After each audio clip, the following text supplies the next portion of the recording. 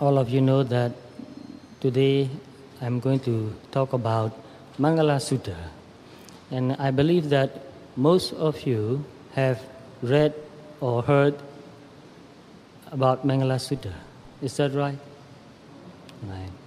It is a very famous sutta and also very important sutta in the teaching of the Buddha. In our country, in Myanmar, when a child is sent to a monastery to study, because in our country, before the British rule, only the monastery is the place where a person goes to study. So when a child is sent to a monastery to study, first the child learns to read the letters, read the alphabets, learn how to spell and pronounce. And after a child has learned to read, the first thing that the child learns is Mangla Sutta. So that shows that Mangla Sutta is a very important sutta in the teaching of the Buddha. And this sutta is a very big sutta. I'm not sure whether I can finish the whole sutta today, but anyway, I will try to give you a glimpse of what this sutta really means. When I was young, when I was interested in reading Dhamma books, at that time I was about 12, 13 years old. So I read some Dhamma books and articles in magazines, Dhamma magazines, about Dhamma. And I came across this sutta. I got very interested in this sutta since then, and I'm still very interested in this sutta. I still read the sutta because I've memorized it also. Sometimes I memorize the sutta and think about some points in the sutta again and again, and found out that this is one of the most important teaching of the Buddha. For example, let me tell you one instance in my life. As most of you know that my parents were not Buddhist. I'm not a born Buddhist. I became a Buddhist when I was 25. But I started reading Dharma since I was 12. So I took quite a long time. So whatever I do, I take time. I'm not in a hurry to make any decision, especially such an important decision as to choose a religion which I will practice and live. So this is a very serious decision for me. Therefore, I took quite a long time, 12 years, 13 years, studying and practicing without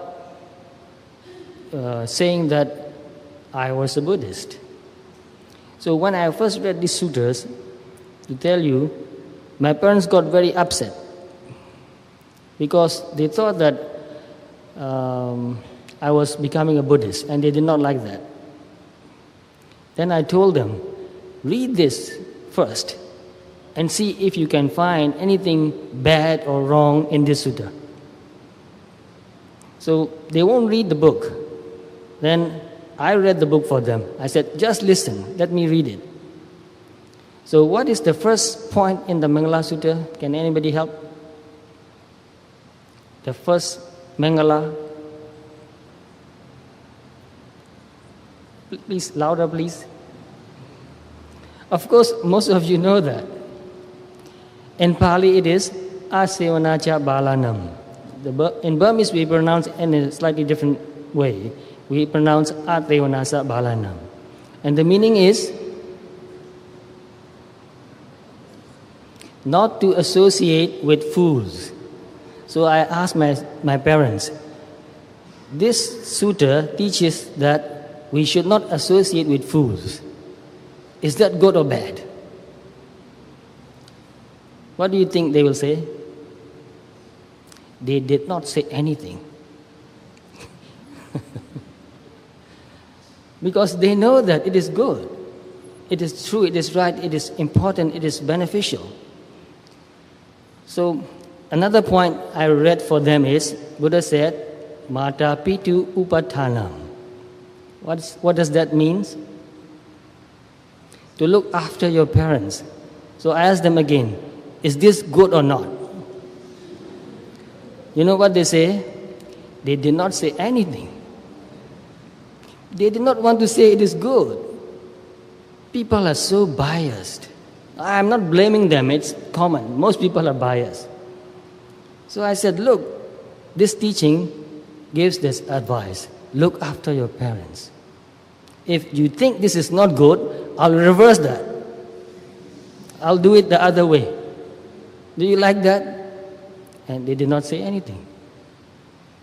They were so upset that I was reading Dhamma books. So it was very difficult for me to be with my parents who are not open-minded. I was quite open-minded since I was young. I don't know how I became open-minded. Maybe I was exposed to so many different religions and so many different philosophies that I told myself that don't commit to anything. Wait and learn and make sure that what you believe is really true and good. So to make sure, you need a lot of time. So as I told you the other day, when I have to fill up the forms and when I have to fill the blank for your religion, I always fill up not yet, no religion yet. This is very important. You cannot inherit a religion. You have to learn and understand and practice it. So maybe I was very serious, maybe too serious. But I think this is a very serious matter. You can't just say that I believe in such and such religion and not practice it. It means nothing if you say I believe something and not practice it. So I studied the Mangla Sutta very in detail. So first I asked the question, what does Mangla means? What does the word Mangala means? In Burmese language, we use the word Mangala as if it's a Burmese word. We don't translate that. So when you don't translate that, you feel that you know the meaning, but you don't know. So what does Mangala means? When I ask people how they understand the word Mangala, they say anything that is good, which is true. But when I look in the Pali text to find out the exact meaning of what Mangala means, I found that. And when I found that meaning, it made me feel more seriously about this sutta. Because the meaning that I found in Pali language is Edi Karanam, Vodi Karanam, Sabba Sampati Karanam. So Edi, the Pali word Edi means to be successful. Karana means cause. The cause is that leads to a successful life, to become a successful person. So these are the causes that will make you become successful. And Vodi Karana means, Vodi means to grow. Karana means the causes. The cause is to grow. The causes that can make a person grow. And Sampati means to be fulfilled, to have everything you want. You like that meaning? To have everything you want. So this Mangla Sutra gives you all the points, all the important causes that can make you feel fulfilled, that can make you feel that you have everything. So when I think about these points, that made me think more seriously and practice more seriously this sutra. So Buddha taught this sutra not to memorize, not just to memorize and not just to recite. Buddha taught this sutra to understand and to practice. So this is a very important point to remember, because Most people memorize this sutta, and maybe they also read the meanings, the translation of the sutta, but they don't give serious thought about it. They don't really seriously study this sutta. And also, most people memorize it, and in their daily life, they don't remember that. They don't remember to put that into practice. So there are 38 factors or 38 points in this Mangla Sutta. And the first point is not to associate with fools. Why did Buddha put this point in the first place? Anybody can guess? Because in this sutta, to attain Nibbana is also one factor that makes your life fulfilled. To make your life really complete and fulfilled, you have to attain Nibbana also. Because without attaining that, we cannot say that we have really fulfilled our life. But Buddha did not mention about Nibbana in the first place. Instead, Buddha gave the advice first not to associate with fools. Why? Please, if you have any idea. What will happen if you associate with fools? You will never be able to fulfill the other factors, the other points. Right? Yes. So this is very important, not to associate with fools. It's the most important thing that we need to practice first in our life. Not to associate with fools. Who are fools? Why is a person become a fool? What makes a person become a fool? And what does a fool does? A person is a fool or foolish if he is doing something evil, unwholesome. In Pali, akusala. Or more seriously, duccharita. So a fool is a person who kills, who steals, who commits adultery, who tells lies, who takes intoxicants. And not only that, a fool also encourages another person to do the same. Therefore, when I look for the meaning of the word bala, I found that a person who destroys both benefit. So both benefit means his own benefit and the benefit of another person, his own well-being and also the well-being of another person. He destroys both parties because he does evil and he encourages others to do the same. And worse than that, if you associate with fools and when he tell you to do what he's doing, which is something evil, and if you refuse to do, what will happen? He will get angry. He will hate you. So it is very dangerous to associate with fools. And sometimes a fool pretends like he's a friend. For example, sometimes you may have heard that somebody wants to take a drink and he will say, "Come, let's take a drink." And you said, "No, I don't want to drink." Then he will say, "If you love me, you drink." So sometimes a fool pretends like a friend. How many times have you heard that? Many, many times. So a fool encourages another person to do evil. And a fool destroys the well-being, the benefits in this life, and also the well-being and benefits in future life also. Both. This life and future life destroys both. So therefore, it is very dangerous to associate with fools. And when I was discussing about this sutta in America, because I lived there a long time in a meditation center, and people spend months there. So we had a lot of time to discuss Dhamma. So I was discussing this point with the people who live in the monastery, and I told them that it is very important not to associate with fools. Because if you do that, you will never be able to fulfill the rest of the Mangalas.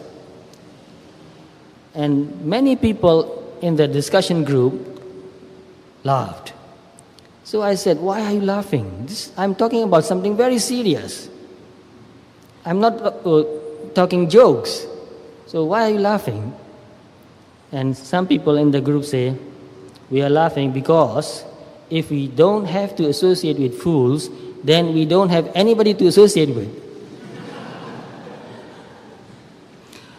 Is that true or not? I said, yes, you are right. You are very courageous and honest to admit that. All of us are more or less fools. That's right. Thank you very much. So this is very important. First, to admit, I myself sometimes do something very foolish, and later I feel ashamed and I feel guilty and I regret that. Many, many times in my life, I've did many things so foolish. And later I thought, how could I have done that? I shouldn't do that. And I feel very much ashamed. So all of us are more or less fools. This is true. What makes us foolish?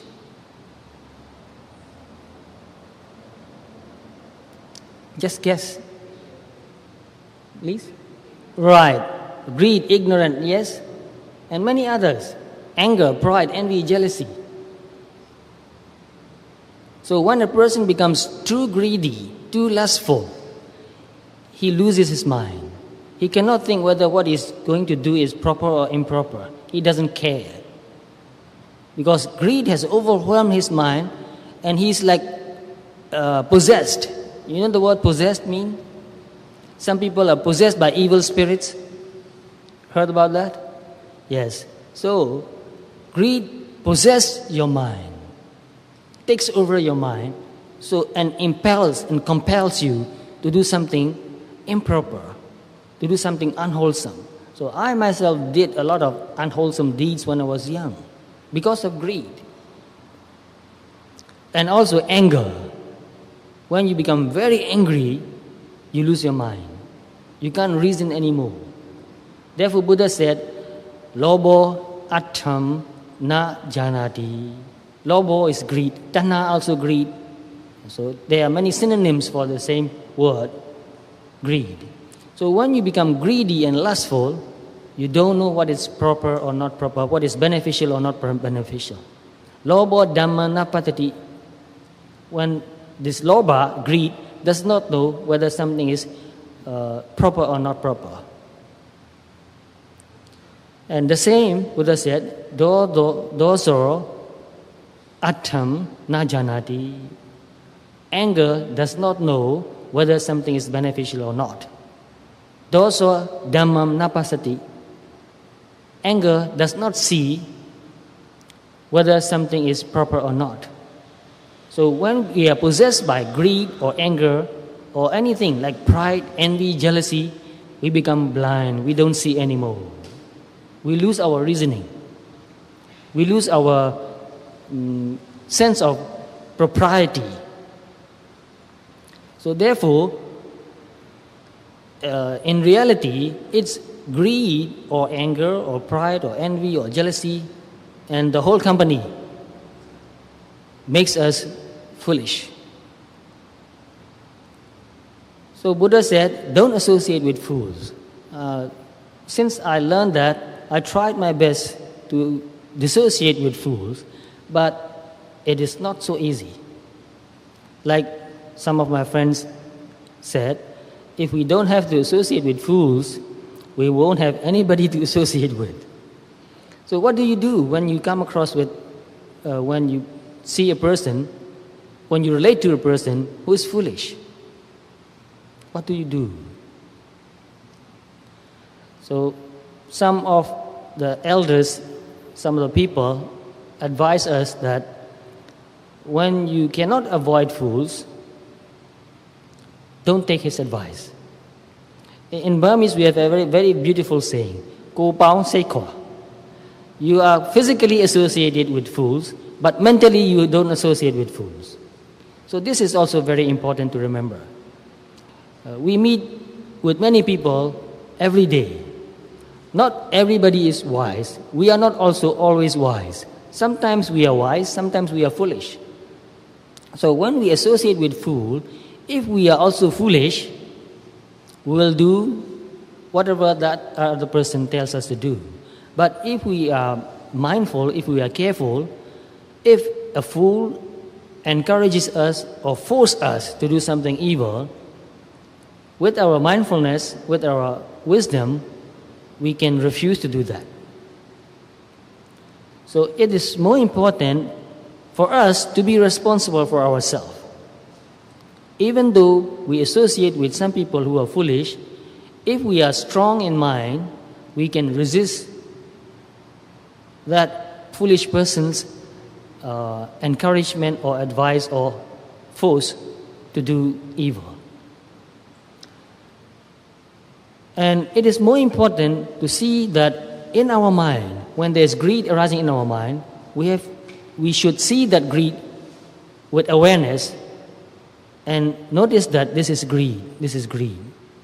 If we don't notice greed as greed, we will think that I want. In fact, it's not I who wants that. It's greed wanting something. Greedy mind wanting mind.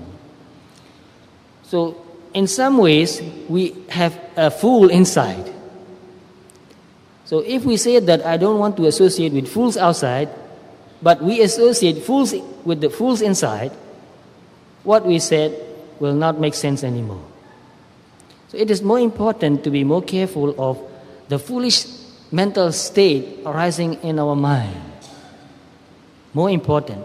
If we are overwhelmed by greed or anger or pride or any other negative mental states, we will not be able to resist another person's foolish advice.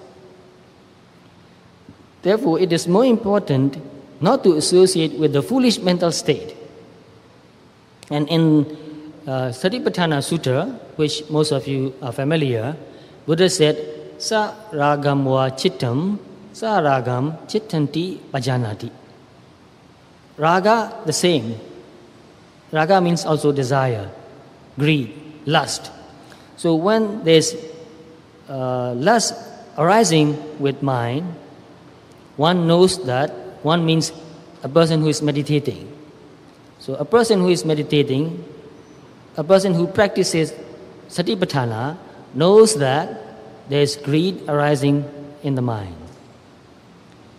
So there is greed arising, not me or mine. Greed is not I. Greed is not me. Greed is greed. So when we can see that greed is greed, not I, not mine, it is easier for us to be dissociated. Because when you think or when you feel that I want, I and wanting becomes together, one. So when you put the two together, you associate the two. I and greed are together and one. So it is more difficult to control or even to overcome, harder to overcome any kind of desire when you think that it is you who want something.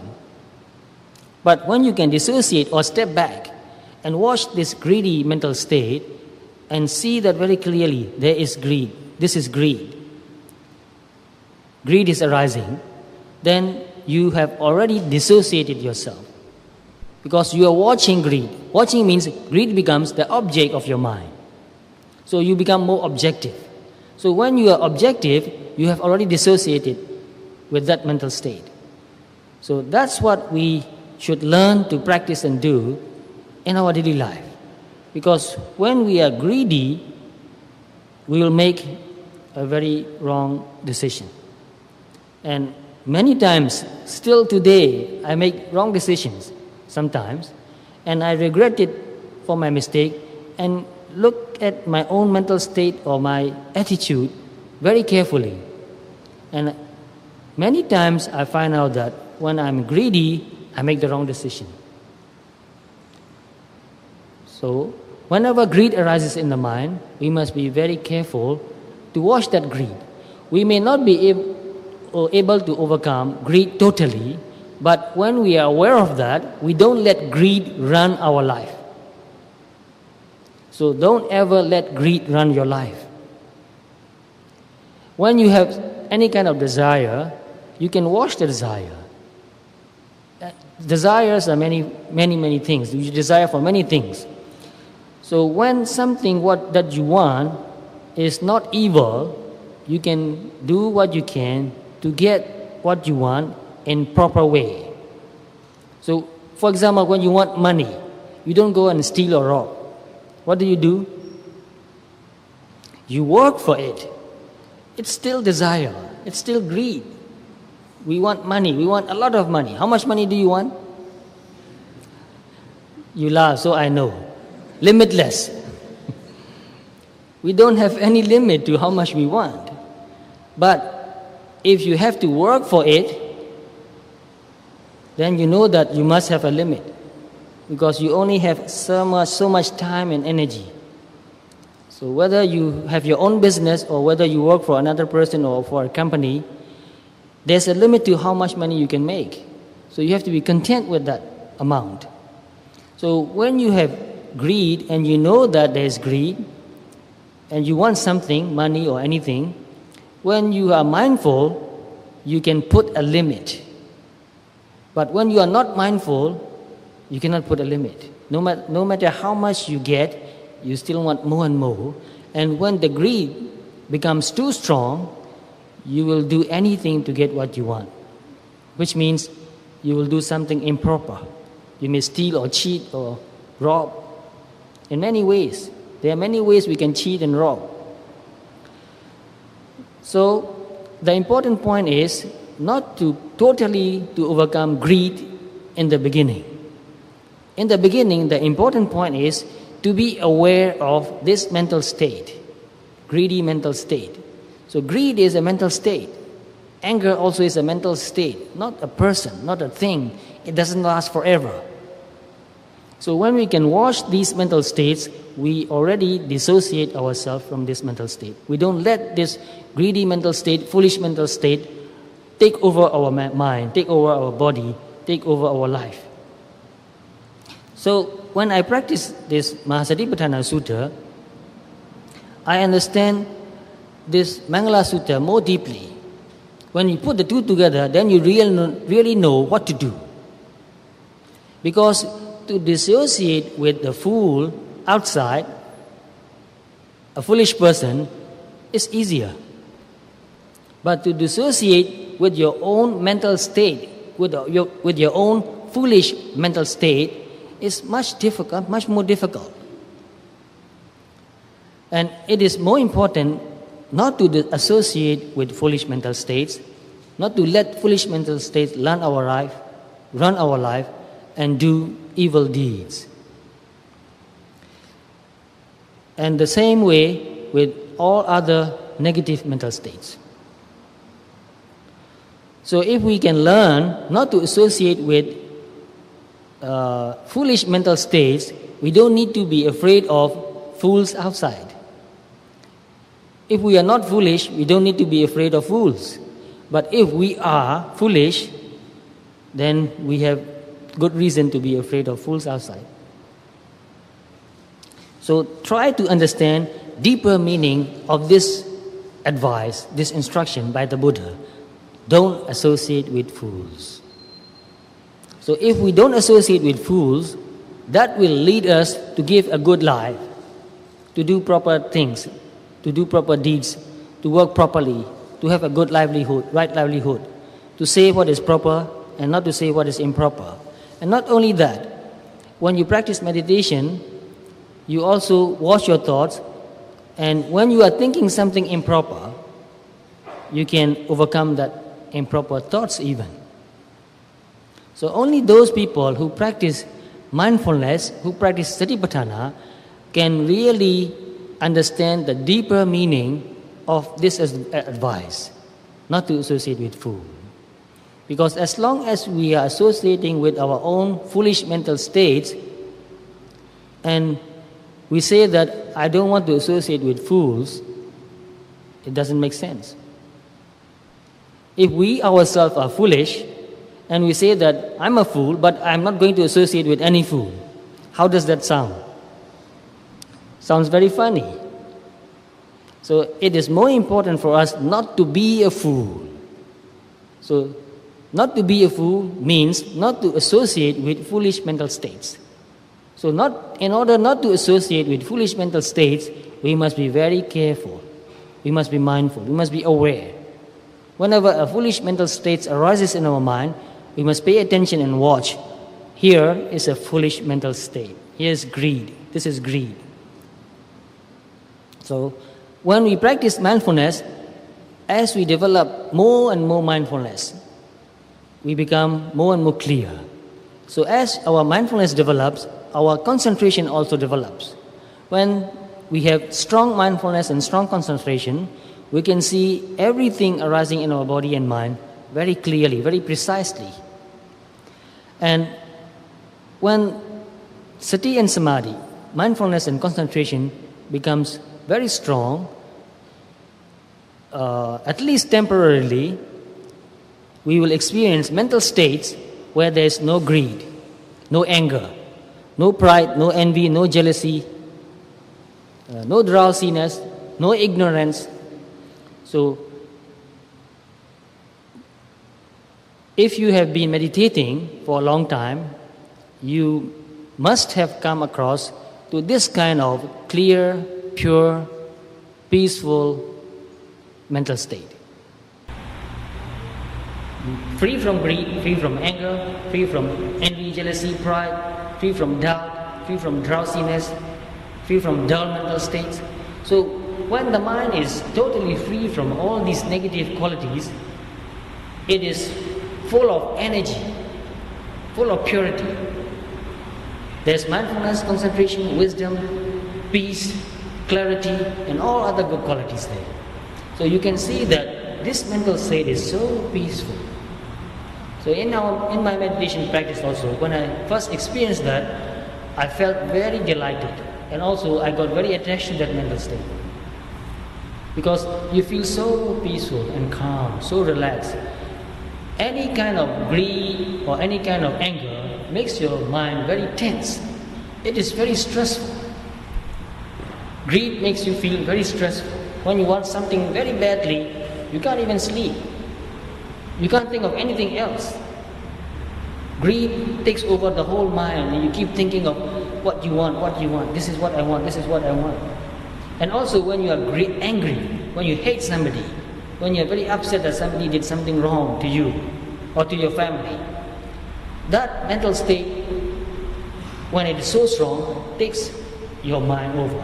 So you keep thinking about that person whom you hate, and you will be thinking, well, I'll do this to him, I'll do that to him, I'll let him know, I'll teach him, I'll give him a piece of my mind. So when you're angry, you keep thinking like that. It's very tiring, it is very stressful. So these negative mental states are most stressful. But when your mind is totally free from greed, anger, envy, jealousy, pride, all that, those negative qualities, you feel very calm, very peaceful, very relaxed. Therefore, greed never gives you a rest. You must understand that anger never gives you a rest. It drives. Go for it. Greed tells you, go for it. And anger tells you, go and hit, go and kill, go and destroy. So we are driven, most of us are driven by greed or anger or pride.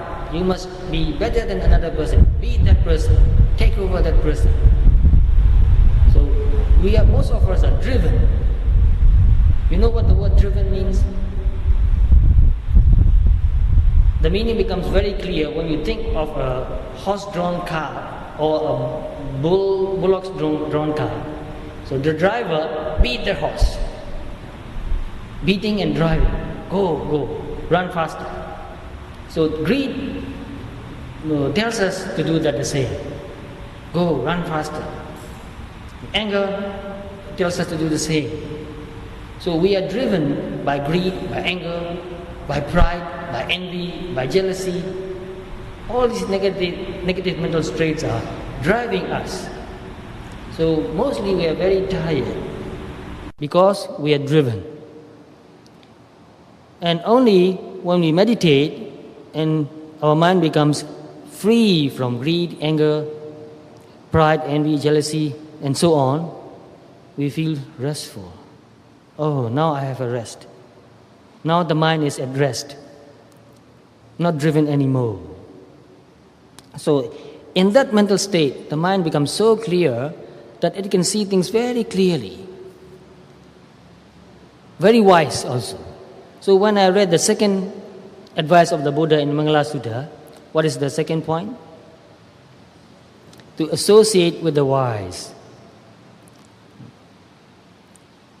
Pandita cha sevana, to associate with the wise. So when I read that point, first I understand the direct meaning of the advice, of the instruction, not to associate with wise people. This is very important. To associate with those who are wise is very important because we can learn good things from the wise persons, and a wise person does not do anything evil, and he does not encourage anybody to do anything evil. A wise person does what is good, what is proper, what is beneficial, and he also encourages others to do the same. So I have associated with many people who are much wiser than me. My teachers, they are much wiser than me. They are wise. So they have learned the Dhamma. They have been practicing the Dhamma for many, many years. So they have trained themselves. They have tamed themselves. They have overcome most of the defilements. So being with somebody who is calm and peaceful and wise makes you feel also calm and peaceful and wise. Because a wise person always encourages you to do what is good, what is proper. So I've met with many good teachers and learned from them many wise lessons, instructions. And because of the encouragement and instructions, I've practiced them too. But it is not always easy to associate with a wise person. Most of my teachers have passed away. They have lived quite long life. My preceptor lived for 90 years, and I hope to live as long. If possible, more than that. And I have other teachers still living, and most of them are in their late 80s. Very calm, very peaceful, very wise. So even this evening, I was talking about my teacher with another monk. Very calm person, my teacher. Very peaceful, very wise, very innocent, no pride. But I cannot be with my teacher all the time. Mostly, I'm on my own, I'm living alone. But to have associated with wise teachers benefited me quite a lot because I've learned from them. But when I practice meditation and when my mental state becomes totally free from greed or envy or jealousy or pride or any other negative qualities, negative mental factors, I see that this pure, calm, peaceful mental state is a wise mental state. And that encourages me to develop this wise mental state and to maintain this wise mental state as much as possible, as long as possible. Therefore, I understand the meaning of the second advice of the Buddha to associate with the wise in a different way, to cultivate wise mental state and to associate with that mental state. I noticed that when my mind is totally free from greed or envy or jealousy or any other negative mental qualities, I do not make a wrong decision. So even now, whenever I want to make an important decision, I'll try my best to calm down my mind, to meditate, to be mindful. So when the mind becomes very calm and peaceful and free from greed, envy, jealousy, pride, and all that negative qualities, then I ask myself, what should I do? And with that mental state, I get the right answer. Therefore, it is very important to cultivate wise mental states. We can do that. All of us has that quality, that potential. We are born with mindfulness. This quality which we call mindfulness. We are born with it. And when we cultivate this mindfulness to a very high degree, we also develop strong concentration. And with that mindfulness and concentration, we look at anything, we see very clearly. So seeing clearly is wisdom. Seeing what is really there is wisdom. And with that wise mental state, if we want to make a decision, we will make the right decision. And we will never regret having made a right decision. So therefore, if we really want to take the Buddha's advice, to associate with the wise, we need to meditate and cultivate a wise mental state. Because what's the use of associating with a wise person and not to cultivate a wise mental state, not to become wiser? It's no use. So when we associate with a wise person, we associate with that person because we want to become like that person. So whenever I read about the Buddha, since I was young, I want to become like a Buddha. I'm not like a Buddha yet. I want to remind you that. And also when I met my teacher, I look at him. He looks so calm and peaceful. And whenever I asked an advice from him, he never gave me any advice. He never encouraged me to do anything evil.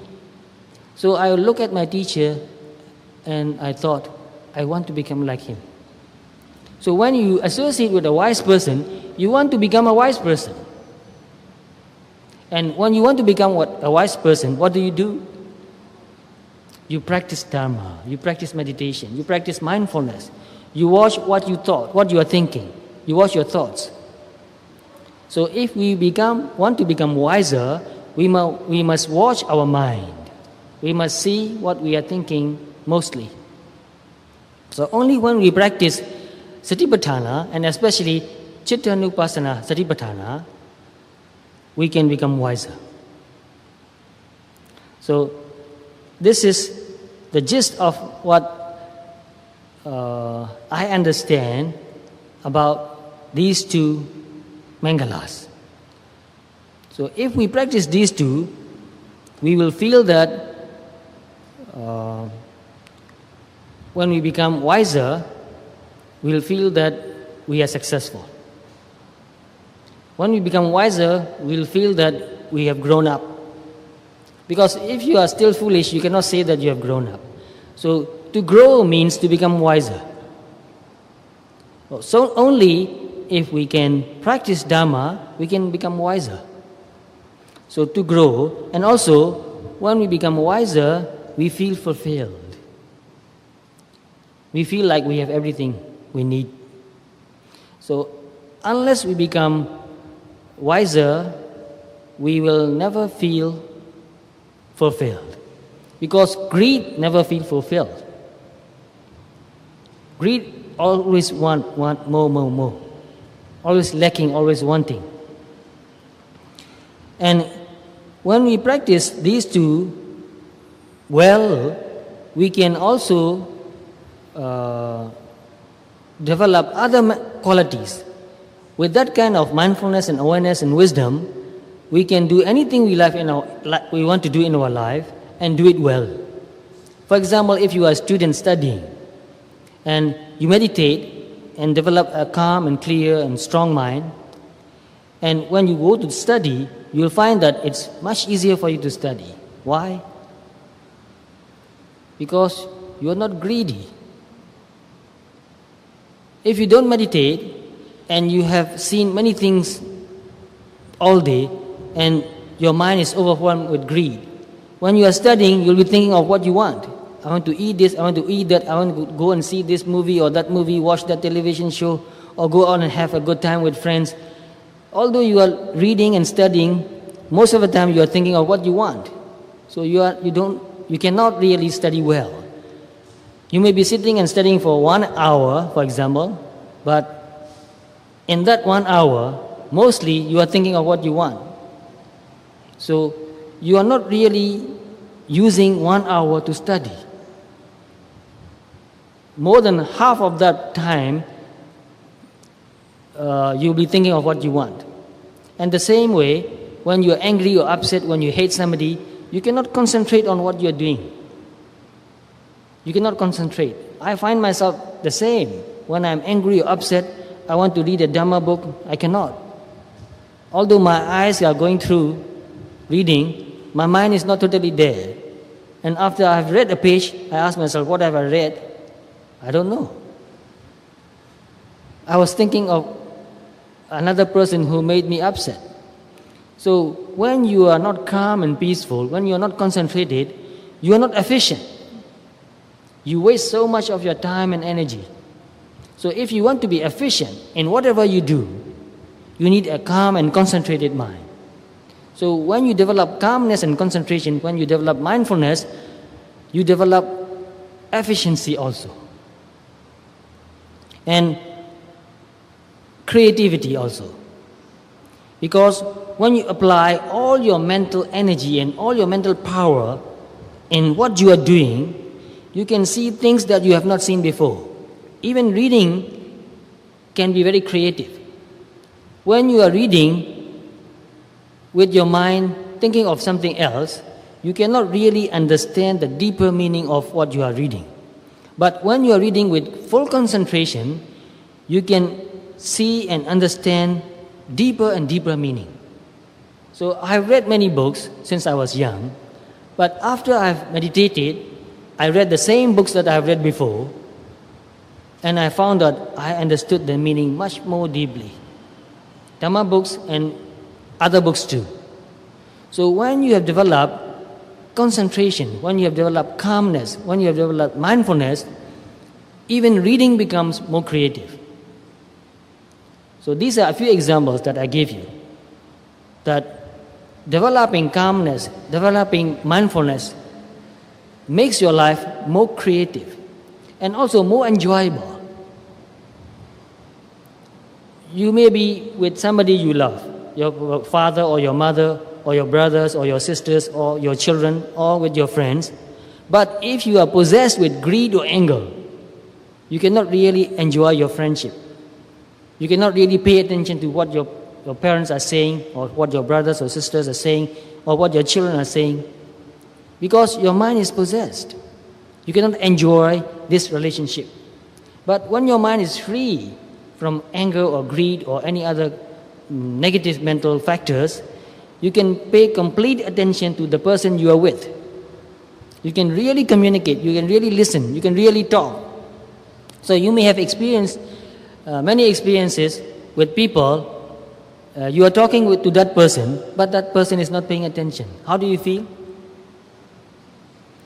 You feel very frustrated. Oh, what's the use? Talking to mom is useless. She's so busy thinking about something else. Oh, don't go and talk to dad. He's always thinking about his work. He's always worrying. He won't listen to you. He will say, yes, yes, yes. And you ask him, what do you mean? He has no answer. So to talk with a person who is absent-minded is really not satisfying. So even talking with another person and enjoy that conversation, you need to have a strong concentration. So reading a book or talking with another person or even eating your food needs concentration if you really want to enjoy. So you have experience, and I do have experiences too. I was so involved or worried about something, and it's time for me to eat. I sat down and put food in my mouth, chew and swallow, chewing and swallowing, not knowing, not paying attention. And I finished eating, I filled my stomach, and I thought, what did I eat? I don't know. So mostly we are living our life half awake only, very absent-mindedly. Most of us are like sleepwalkers. You know what sleepwalkers mean? There's a kind of mental disease. People wake up in the middle of the night and they go out and walk and do some things. And in the morning you ask them, what did you do in the night? They say, I don't know, I didn't do anything. And also, some people use the word automatic pilot mode. You know what automatic pilot mode means? In flying the planes these days, they have computer controls, automatic. You set the numbers, height and speed and direction, and just let the plane fly. You don't need to control anything. Most of us are living our life in automatic pilot mode. We are not really in control. We are doing things, sometimes we don't make much mistakes, but we are not really aware. We eat automatically. We walk automatically.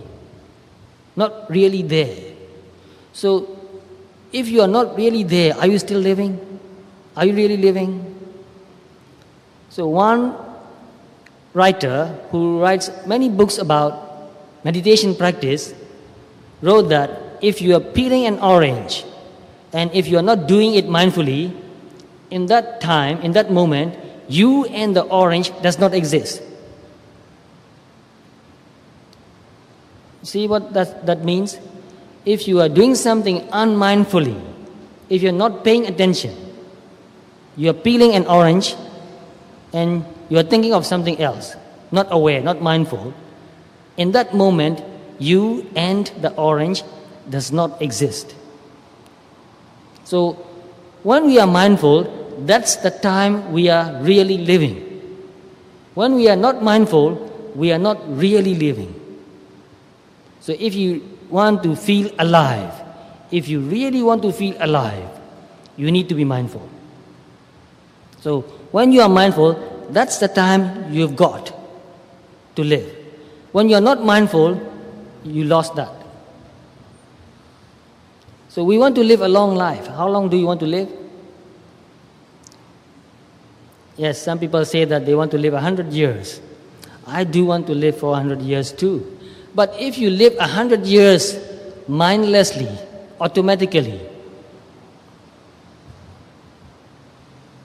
what do you say? If you live for 100 years, unmindfully, automatically, would that be meaningful or satisfying? No, not at all. So even if you live for one day mindfully, that's more satisfying. Therefore Buddha said, to understand the Dhamma and to live mindfully even for one day is much better than to live for 100 years and not to understand Dhamma and not to live mindfully. So this is very serious, very important. We want to live a long life. But if you waste your time, even though you live a long life, it's not satisfying, it's not meaningful, it's worthless, meaningless. So if we want to make the most of our life, we need to be mindful. So we want to make the most of our life. I want to live my life efficiently. I'm also very greedy in some ways. I have a plan to make one life as if I've lived two lives. I can make my life more efficient. And if my efficiency doubles, it means that I've lived twice as much. So therefore, I try to make the best use of my time. I try to make my life more efficient. So living mindfully make your life more efficient. You learn more, you see more, you experience more. You can do so much more if you are mindful. If your mind is not possessed by greed or anger or pride or envy or jealousy, you don't go out and do foolish things and waste your time. You do what is really important, what is necessary, and feel very happy and satisfied that you have done something very useful. So most of us spend so much time doing things which are not so useful. So we must be very careful about that. If we are really serious about making the most out of our life, we must learn to be mindful. And that's what the Buddha advised us every day in his life. He said, be mindful, be mindful. And this is the last advice he gave just before he passed into Nibbana. Be mindful. And the third, Mangla, what is that? Pujacha Pujanayanam.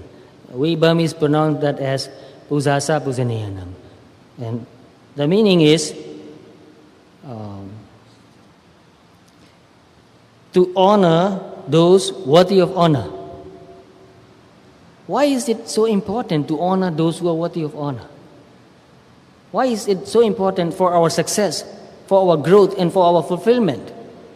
So remember, Mangla means that which helps a person to grow, to succeed, to be fulfilled. So why is it so important to honor those who are worthy of honor? And who are those who are worthy of honor? Well, most of you know that Buddha, Dhamma, Sangha, worthy of honor. But also our teachers, our parents, they are also worthy of honor. So why is it so important? What do we mean by honor? And there are many ways to honor a person. When we pay respect to a person, when we pay respect to the Buddha, we are honoring the Buddha. Right? Why do we honor the Buddha? Not because we want something from the Buddha. When we pay respect to the Buddha, it's not because we want something from the Buddha. When we pay respect to the Buddha, we do that because we understand and appreciate the qualities of the Buddha. It's the qualities of the Buddha which we are honoring, which we are bowing down to. So why do we honor the qualities of the Buddha? Because the qualities of the Buddha are the highest that a human being can attain, the best that a human being can attain. So when we understand that Buddha has attained the highest that anybody can attain, we are appreciating those high qualities. So to honor also means to appreciate. Only when we can understand the high quality of the Buddha and appreciate those qualities, then we can honor. And just to be able to appreciate the qualities of the Buddha needs a lot of wisdom. Because if we are not really wise, if we don't have wisdom, we will not be able to understand or appreciate the qualities of the Buddha. So just to be able to understand and appreciate something, anything which is good, needs wisdom. So we must develop wisdom to be able to honor, to be able to appreciate, to be able to respect. But this is not too difficult. Even a child can understand to a certain degree what is good and what is not. So we can teach anybody the good qualities of the Buddha. Buddha's mind is totally free from greed, hatred, envy, jealousy, pride, and all those negative qualities. And we can also teach the qualities of the wisdom of the Buddha. So even a child can understand to a certain degree. And when a child understands that Buddha's mind is totally free from greed, envy, jealousy, therefore totally free from mental suffering, mental anguish, mental dukkha, if a person understands that, what would he want? He wants to be free like that. So therefore, when we honor somebody, we are also in some ways aspiring to become like that person. And that aspiration can motivate us to study, to learn, to practice the Dhamma. So to honor the Buddha is very important for us. To grow, to be fulfilled, and to be successful, we must learn to honor those who are worthy of honor. And many teachers told me, and I've read in many books too, there are some people who contemplate on the qualities of the Buddha. So you may have read the same stories, similar stories. And many teachers, they told me that when they cultivate on meditating on the qualities of the Buddha, they wanted to become a Buddha. Not everybody, but there are some monks, especially I know, who aspires to become Buddha. And where did they get that aspiration? How did they get that aspiration? By learning, by studying the qualities of the Buddha. So, knowing any good quality of another person is good for us. Not only the Buddha. Take the meaning, wider meaning. Knowing any good quality of anybody helps you to grow. It's good for you. It's good for me. So, like I tell you just a moment ago, I met my teachers and I look at them. They are so calm. And one of my teachers, I never saw him upset.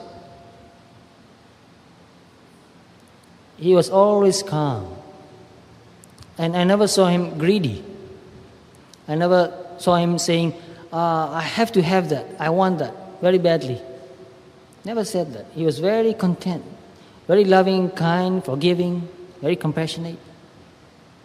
So when I see a person like that, I thought, I said to myself, I want to become like him. That's very good for me. To see a person like that is good for me because I appreciate those qualities. I honor him for his good qualities. So I pay respect to him. And honoring has many other meanings too. When he gave me advice, instructions, when he taught me, I received that instructions with gratitude, with respect. And I tried my best to practice that. So when we practice what the Buddha taught, we are honoring the Buddha. So honoring by paying respect, honoring by offering something, and honoring by following the advice, following the instruction. Which is the best way of honoring? Honoring by following the advice, honoring by practicing the instruction is the best. So to honor those who are worthy of honor has a very wide and deep meaning. It's very important.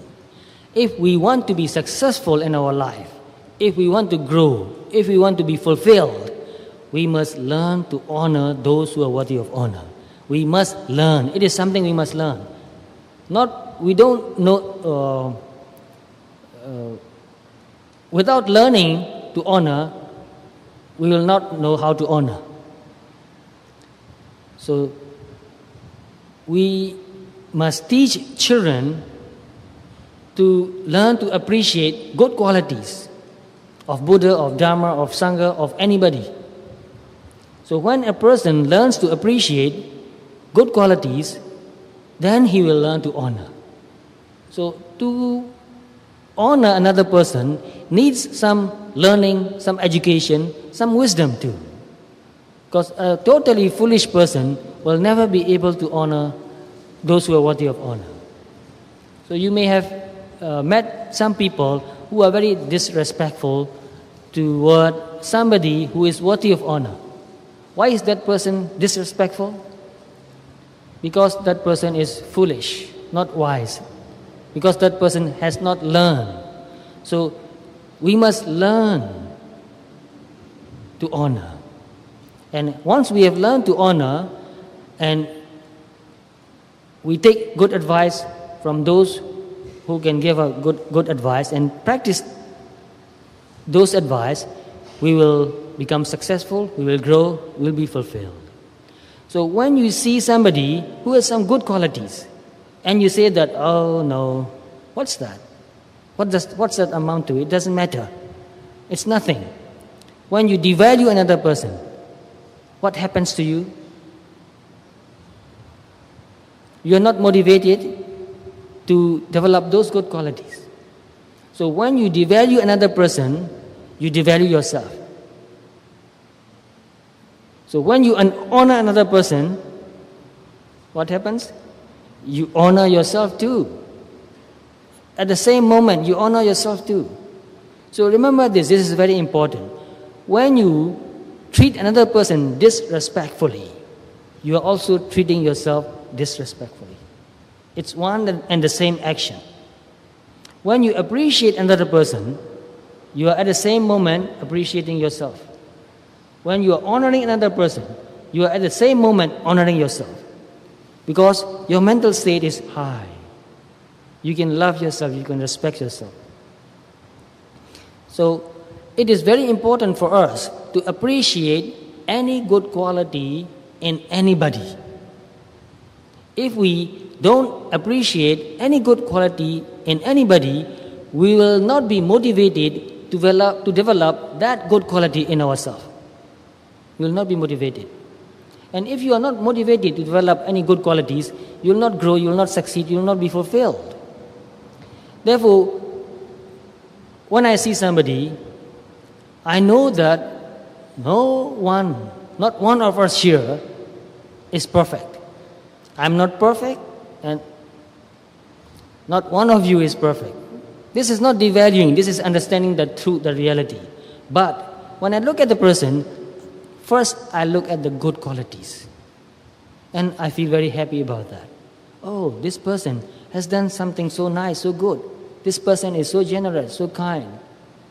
So look at the good qualities in everybody you meet. That will help you to grow, to prosper, to be fulfilled. That will make your relationship better. If you go and look for all the mistakes and defects in people and say that, oh, I hate that person, what will happen to you? You are developing hatred in yourself already. And will that help you to grow up, to feel happy, to succeed? No. So you watch people. There are some people who are doing very well in their life. They are happy, they are healthy, they have enough money. They may not be millionaires or billionaires, but they have enough money. They have good friends. And watch what helps them to become like that. You'll find that these people appreciate good qualities in their associates, in their friends. They see good qualities in people. So to become successful, to grow up, to feel fulfilled, we must learn to see good qualities in everybody. So there are many people I met, and one great monk, a very successful teacher, he established a very big monastery in Burma. And whenever he meet a person, he always prays something about that person, says something good about that person. So one of his friends, who was just a few years younger than him, therefore they can talk openly, asked this teacher, Sayadaw, you always say something nice about people.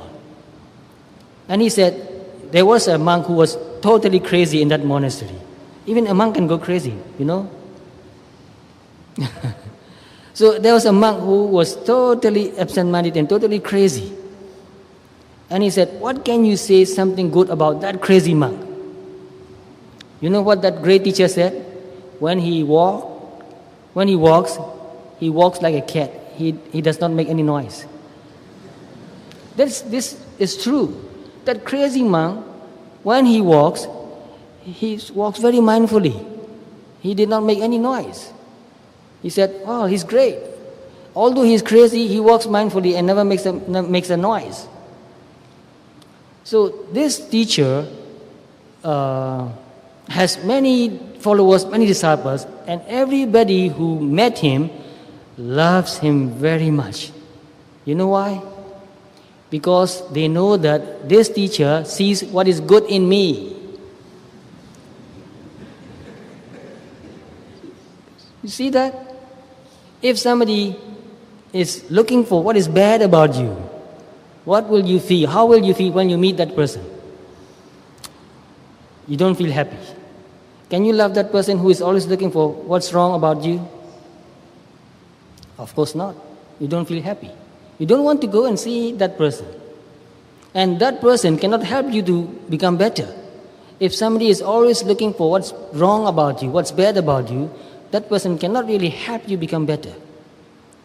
So, especially I want younger people to understand this. Look for the good qualities in you. Look for the good qualities in other people. All of us has goodness.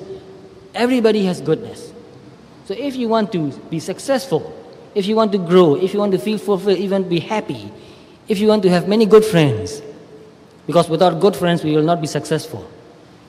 So if we want to have good friends, many, many good friends, look for the good qualities in people.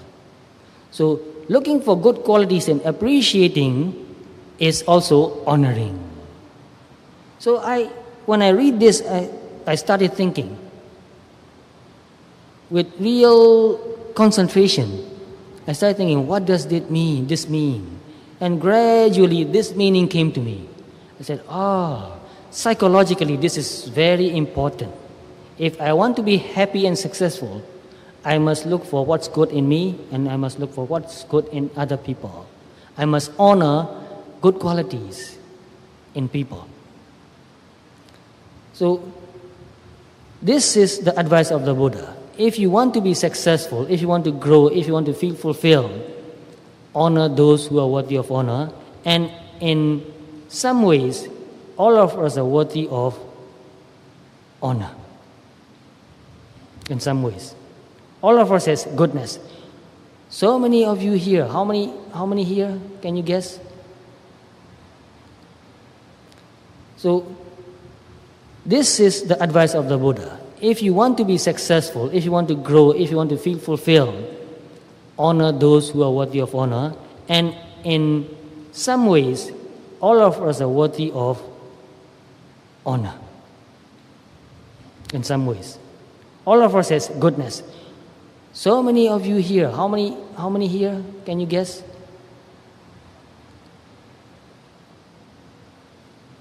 How many hundreds? Just a guess, 500s? Well, why are you here? Because you love Dhamma. And I honor that very much. That's good. That's goodness. Because you have goodness, you are here. Otherwise, you won't come here. And I honor that very much. I'm very happy to see you, to talk with you. So, to feel happy makes me feel fulfilled. Now here, I'm happy because you love Dhamma. Also, there are 38 points in this sutta. I finished only 3. What's the time now? Wow. It doesn't matter. If you understand 3 points, that's enough for you. But let me go briefly, because I really want you to understand and study this sutta and put into practice. Because I see in the society many good qualities disappearing. So I want people to cultivate good qualities. And the fourth factor is dwelling in a suitable locality, dwelling in a suitable place, suitable region, suitable country also. Do you want to live in a country where they are always fighting? No, we don't want to live in a country like that. No, because it makes you feel so hatred, so angry that you cannot cultivate goodness anymore. So to live in a suitable place, suitable locality has also wide meaning. Live in a place where the air is clean, no air pollution. Or if it's not possible, very little air pollution. Also, clean air, clean water, clean food, isn't that important? Very important. Good education, very important. And a proper way to earn a living. You don't have to go and steal or cheat. You can do what you like to do with honesty, good livelihood, and earn and enough to live. So if you go and live in a place where there's no way you can earn a livelihood, that is not a proper place to live. But not only that, live in a place where you can learn Dhamma and practice Dhamma, where there are many people who encourage you and support you to practice Dhamma. Therefore, when we think of finding a place to go and live, we must consider many points. Is that a place where we can be healthy, bodily and mentally healthy. Good food, good water, clean air, good livelihood, good education, good medical treatment too, because we get sick once in a while. But when we get sick, we need good medical treatment. Sometimes people die because they can't get medicine. If they can get only about 20 or 30 antibiotics, they can live.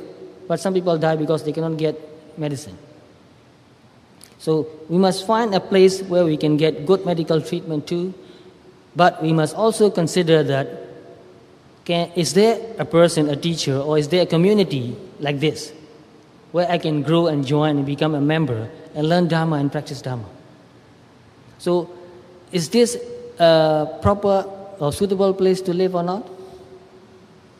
Yes, it is. This is a place where you can get all that you need in life. You can also learn and practice Dhamma.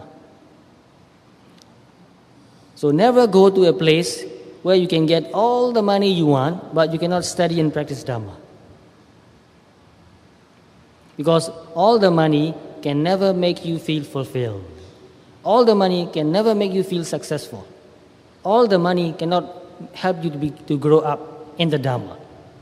So if we really want to be successful, if we really want to grow in the Dhamma especially, and if we really want to feel fulfilled, we must find a good community to live in.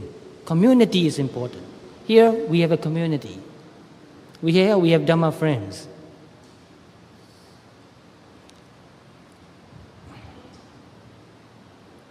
And another point is, and good deeds done in the past.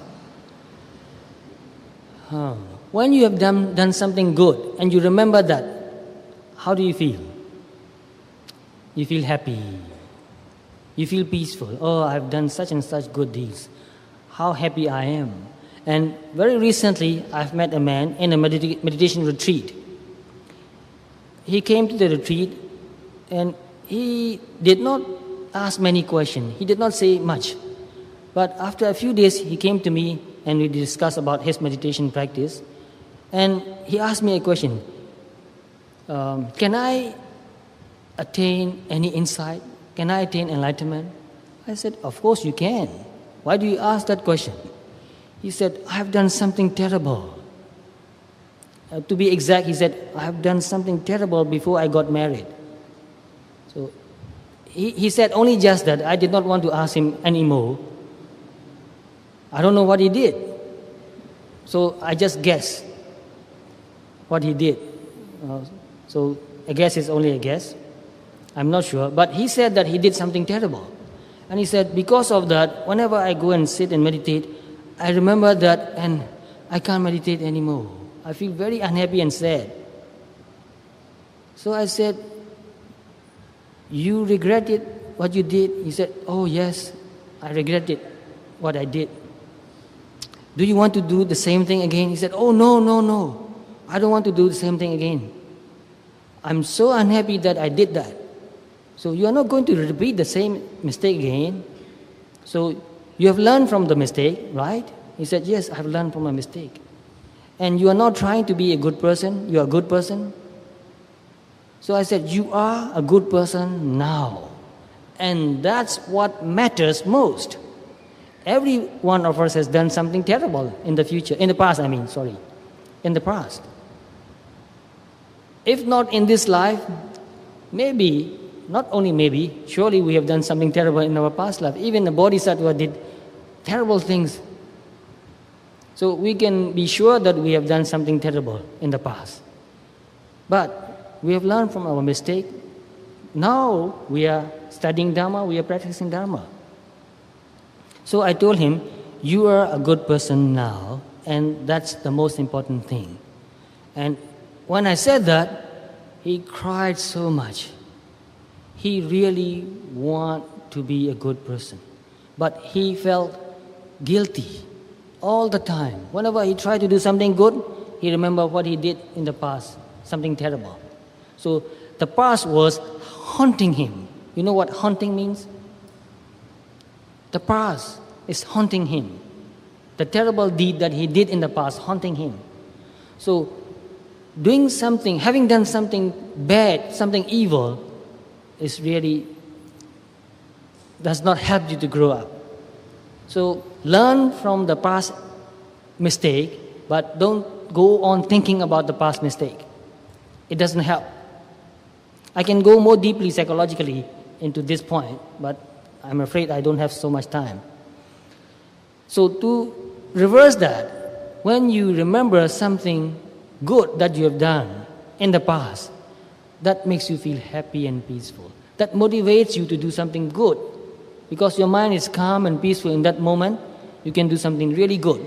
But if you remember having done something evil in the past and you feel unhappy, and that unhappiness absorbs all your energy, you are not motivated even to do something good. You don't feel that you're worthy of anything good. You don't feel that you will achieve anything good in even though you try to do it. So having done something good in the past helps you to do more good. So that helps you to succeed, to grow, to feel fulfilled. Therefore, it is good to have done good deeds in the past, and it is much better to be doing good deeds now, in the present, today. And Buddha said, don't postpone to do something good, do it now, because we don't know when we will die. Don't say, tomorrow I will do something good. Do something good now. So we have so many good things to do, and the best that we can do doesn't need any special time or even cost money. So we are doing good deeds now here. What is that? There's one point in Mangla Sutta. Kalena Dhamma Savanam. To listen to the Dhamma. To listen to the Dhamma when the time is suitable. So this is a very good time, a suitable time to listen to the Dhamma. And we are doing that. That also helps us to become successful, to grow, and to be fulfilled. And practicing mindfulness, you don't need a special place or a special time. You don't need money to practice mindfulness. That's also a good deed. So don't postpone to be mindful. Be mindful now. So it's very good, and it supports you to be successful, to have done good deeds in the past, and it is also very important to be doing good deeds now, in the present. And we have done good deeds in the past, we are doing good deeds now. What can we expect in the future? Good results, good life, happiness, prosperity, growth, fulfillment. We can expect that. If we have not done good deeds in the past, if we are not doing good deeds now, what can we expect in the future? Not much. Don't expect anything. Because we have to pay. We cannot get something for nothing. So it's very important. And another point is to establish oneself in the right course. Have we established in the right course now? I think we do. I believe we do. Learning Dhamma, practicing Dhamma means establishing yourself on the right course. That leads to growth, fulfillment, and success. Because we are learning Dhamma, we are practicing Dhamma, therefore we are trying not to do anything evil. We are trying to do what is good. And that helps us to prosper, to grow, to be fulfilled.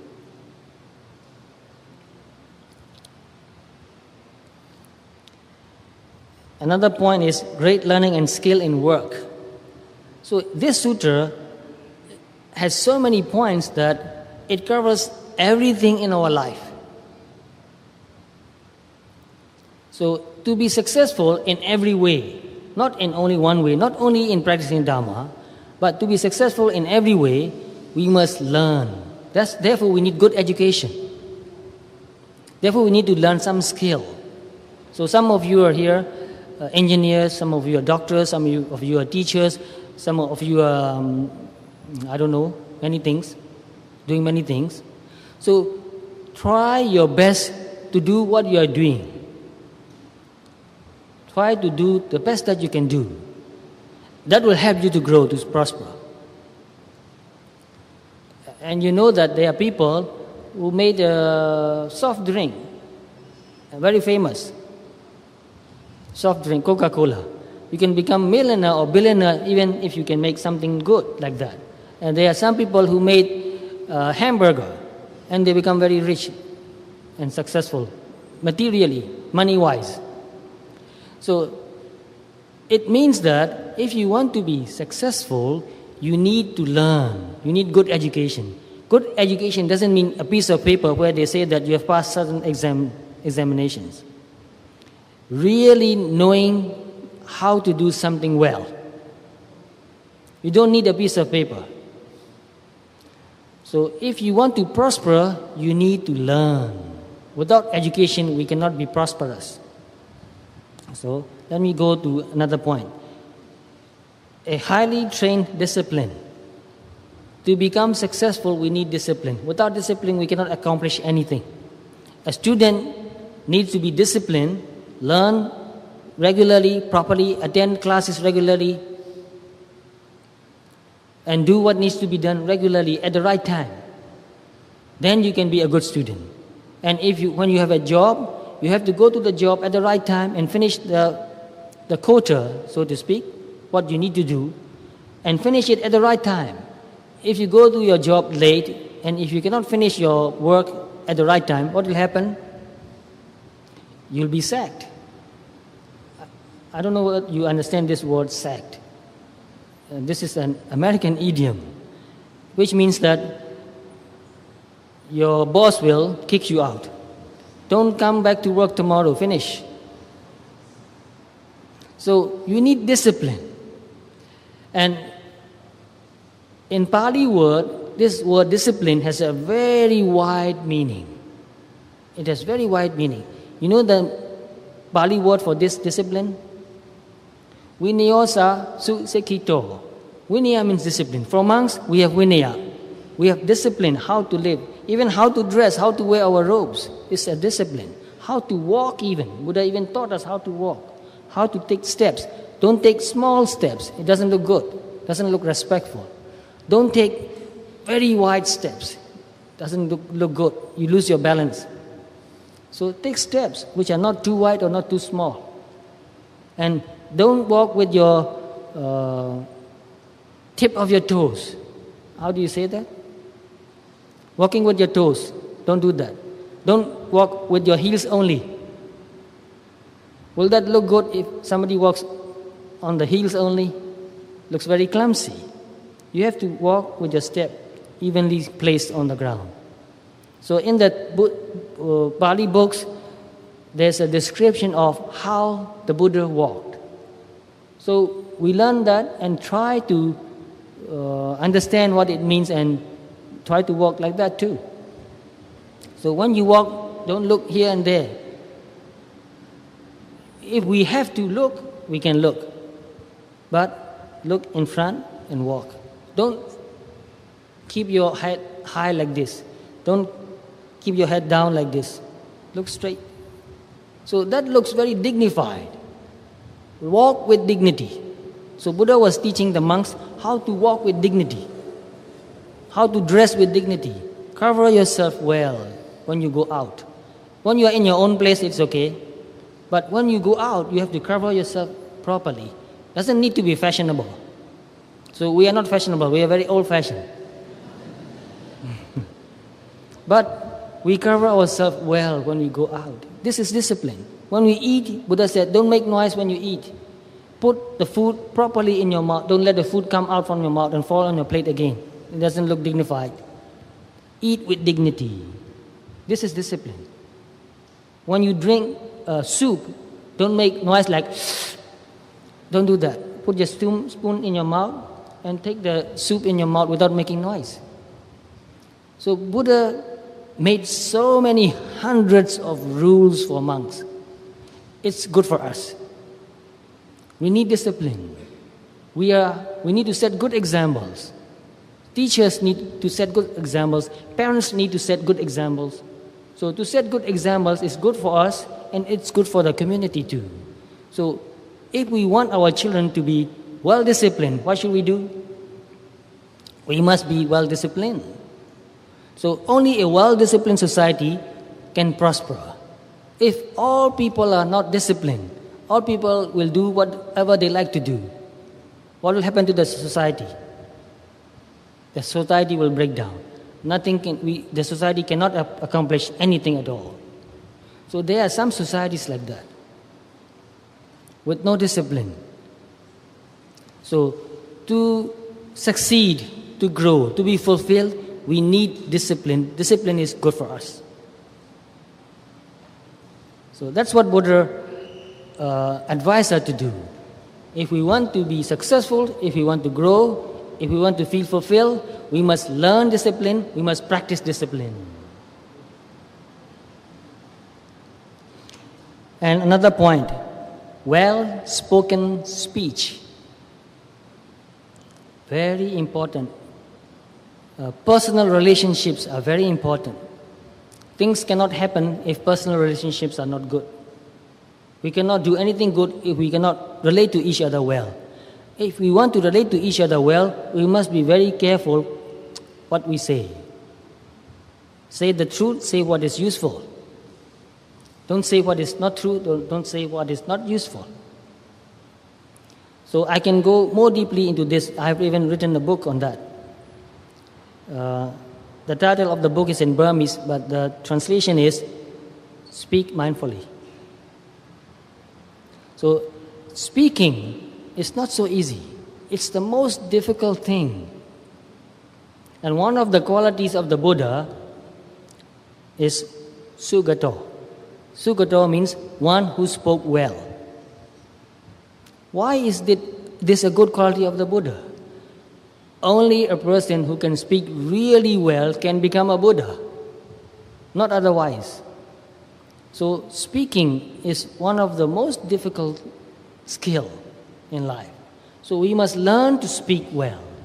This is a skill we must learn and cultivate all through our life. So when we say something, we must consider, is this useful? Is this true?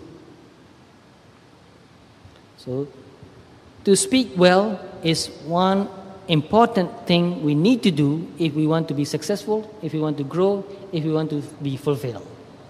So I want to go more deeply into every point because I see so much in this small instruction, in this short instruction of the Buddha.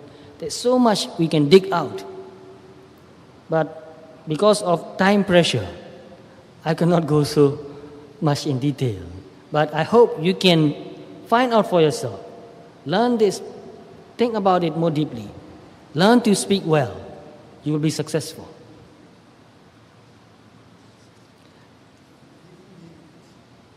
Oh. Well, I still want to cover a few more points. Because there are a few points very, very important. So please, be patient.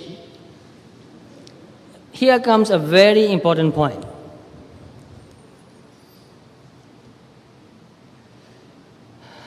Please pay attention. This is a very important point, Buddha advised, looking after one's mother and father. If you don't look after your mother and father, you will never be successful. You will never grow in the Dhamma. You will never feel fulfilled. So looking after our parent is very important for ourselves. So these days, I've heard many stories about people neglecting their parents, not looking after their parents well. So we must remember that no matter how busy we are, no matter how high position we have, no matter how much money we have, if we cannot look after our parents, we cannot be considered successful. So to be successful, we must look after our parents. Isn't that important? If children don't look after the parents, will that person, can that person expect his or her children to look after himself? To look after him or her? No. If we think that my children will not look after me, therefore I'm not going to take care of them, what will happen to the society? The society cannot develop. We human beings have come to this stage of development in culture, in education, in every way, in science, in arts. We have developed to this stage because our parents looked after us. They gave us everything they had. They educated us, they taught us. So only if we look after them when they grow up, our children will see that. Oh, my parents look after their parents, and I will do the same. And my parents brought me up, they educated me, and I will do the same for my children. Only when we can do that, the whole society, the whole humanity can grow. So there's another point, caring for one's wife and children. Not only wife, caring for one's husband also is necessary. So we need to care each other. So in a community, in a society where people care each other, people look after each other, that society will grow. That family will grow. So society is made up of families. A family is the smallest unit of society.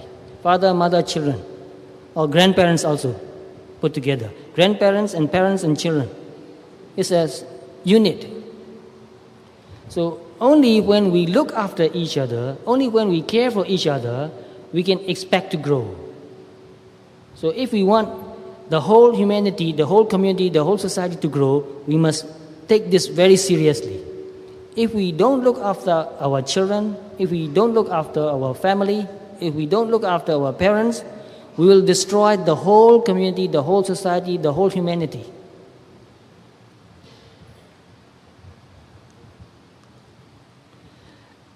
And another point is to be engaged in the blameless occupation. When we want to make money, when we want to earn money, we must consider whether what we do is blameless or not.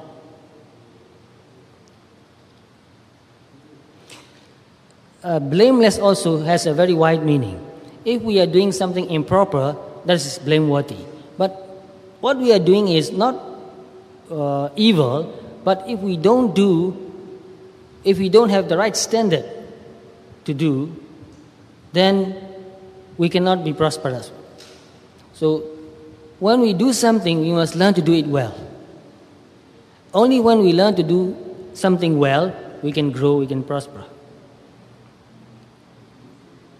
I think I should stop here for a while and let some of you ask the questions, because it's difficult to cover all the 38 points tonight.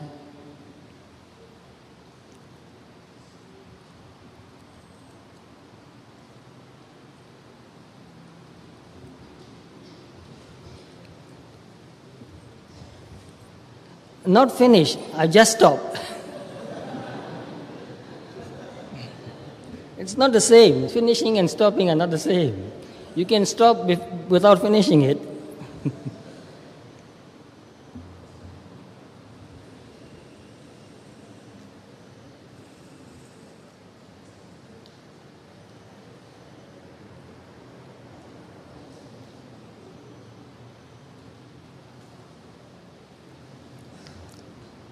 Now, a few questions, please, when we have some time. Questions?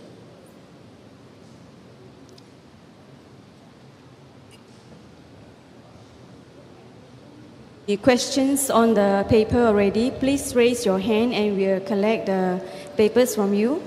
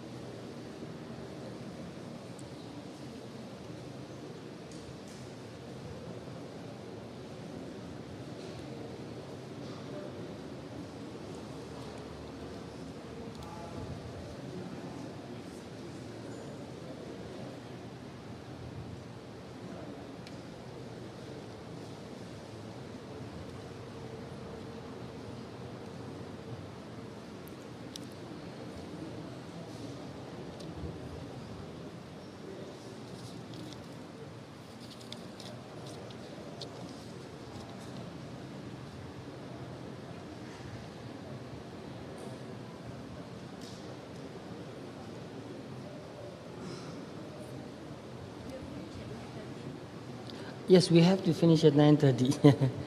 Yes. How much time do we have now? Half an hour?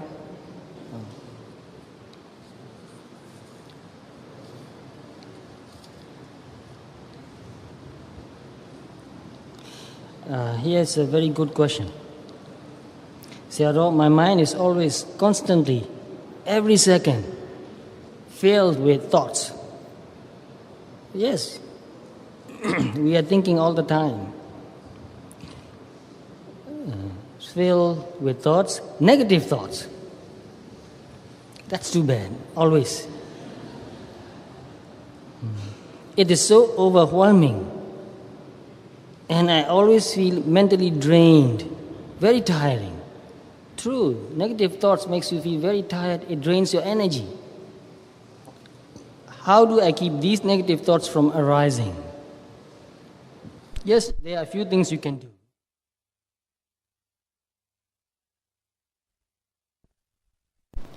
So, I also think quite a lot. When I was younger, I was a compulsive thinker. That doesn't mean that what I think or what I thought were useful. So when I learned to meditate, I told my teacher that I keep thinking all the time. It is very difficult for me to stop thinking. I've trained myself to think so much that it went to an extreme. So my teacher said, well, you can learn to stop thinking. I told my teacher that I like thinking, and I think thinking is important, thinking is useful, and we need to learn how to think well. And my teacher said, yes, it is important to think. It is important to think well, but it is also important how to learn not to think anymore, how to stop thinking, which is really true. So he taught me to meditate, to breathe deeply. So when you do something with all your energy get absorbed in that work. So at that moment, you can't think. So whoever who has asked this question, I want to advise you, meditate.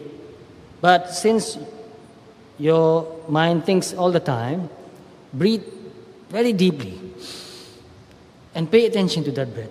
When you very deeply, you can pay attention because your mind cannot escape, cannot run away. And I give you another example of one of my close friends who lived with me for a few years. And he learned meditation from me. When he came to meditate, I said, meditate, pay attention to your breath. He said, impossible. I tried. He tried for many days. He said, I can't. I don't know whether I'm breathing or not, he said. His mind was so scattered that he can't pay attention to breathing.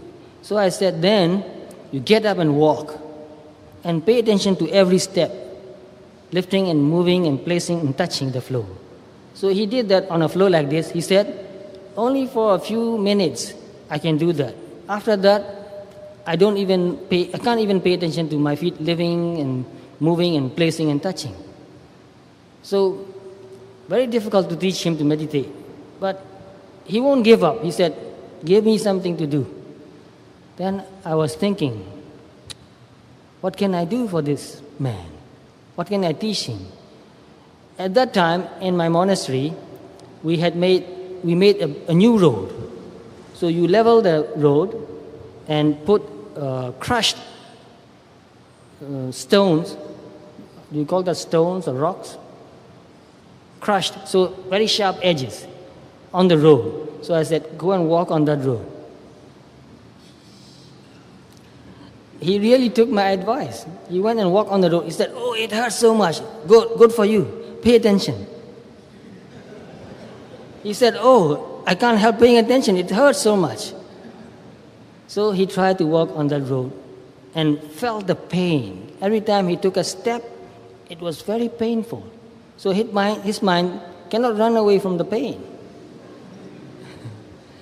And gradually, after doing that for many days, he developed some concentration, and he was able to walk on a smooth flow and pay attention to that too. And he worked very hard for many years.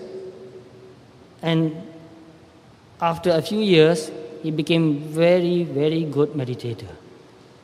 He can watch everything happening in the body, even the pulsation at the tip of the finger. And he can pay attention to every thought. So he said, no matter how subtle a thought, I know even before it's coming, I know that it's coming. So you can train yourself to do that. You need to be persistent. Persistent. Keep doing it and doing it and doing it.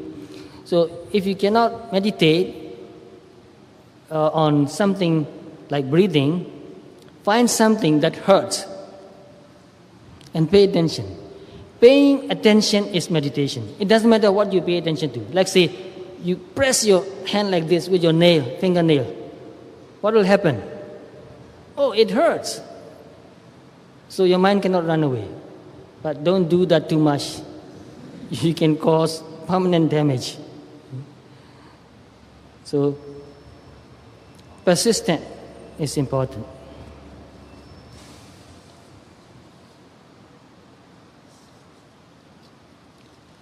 Sayadaw, it is possible for the mind to be empty of all thoughts at all times.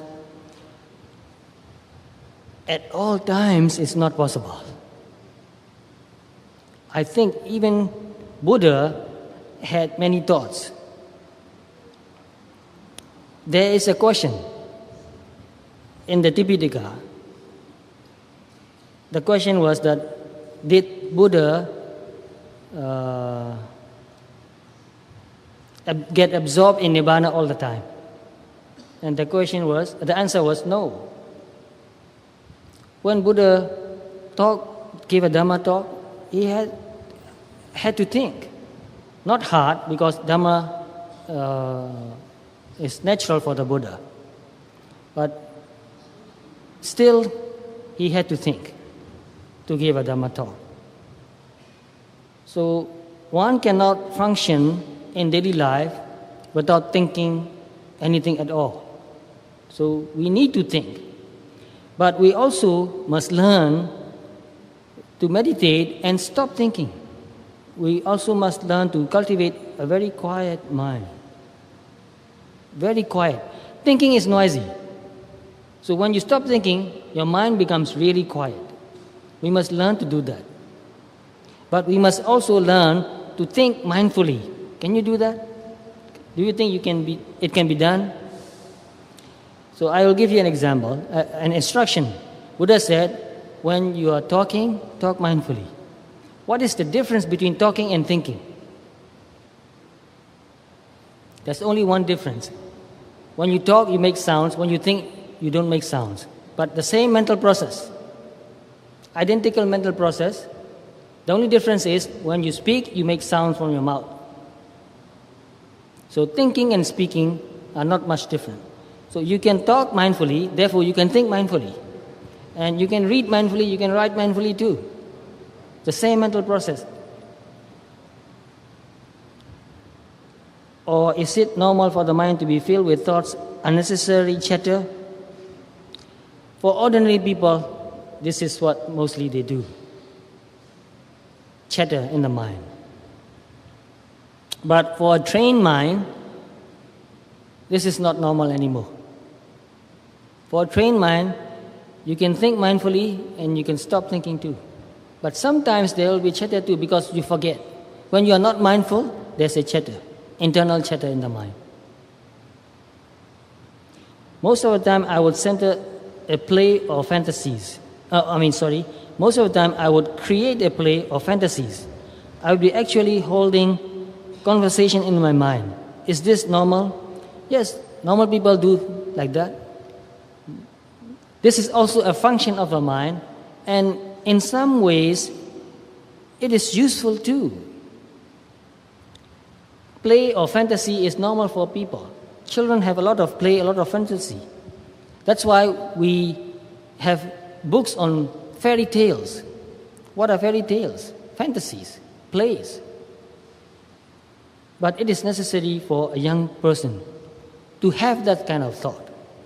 And in some cases, even older people, it is necessary, useful, I mean, to have a playful thought.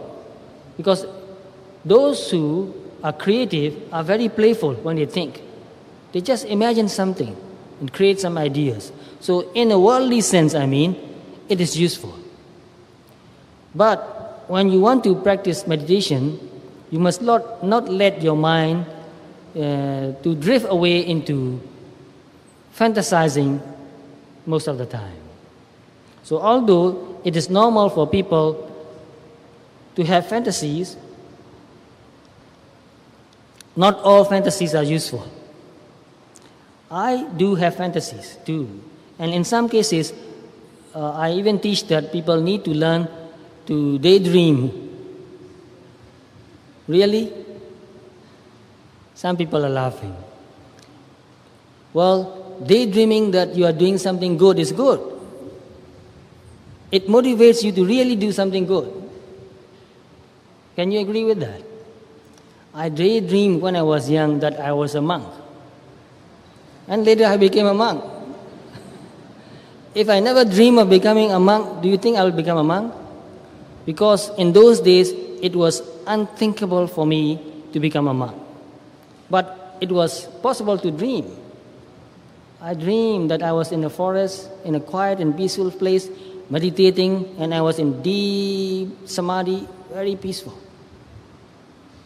And one day my dream came true. So dream of good things. It's good and useful for you. I don't know who asked this question, but it's a very good question.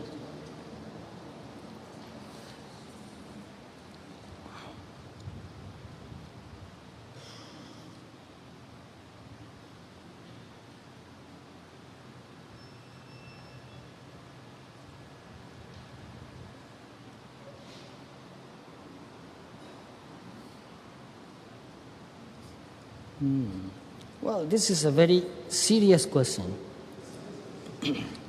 In the first blessing, not to associate with fools.